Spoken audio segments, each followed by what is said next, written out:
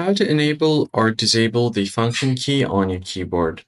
Hey guys, in this tutorial I'll show you guys a quick and easy way to enable and disable the function key on your keyboard. So here you'll see your keyboard layout something like this, and you'll have your function key right over here.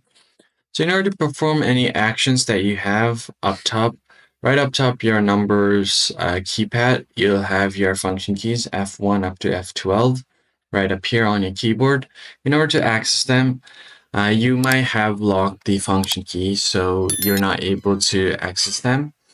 So what you want to do is just press and hold the function key and then press the escape key right here to access these. So if you do that on your keyboard, just press and hold your function key and then press escape like this.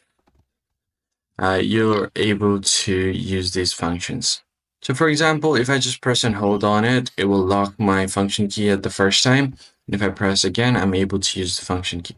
So if I just decrease my brightness, as you can see here, I'm able to control it with my function key. And I can do the same thing for my volume. I have my screen option, so I could press here to bring out the screen options.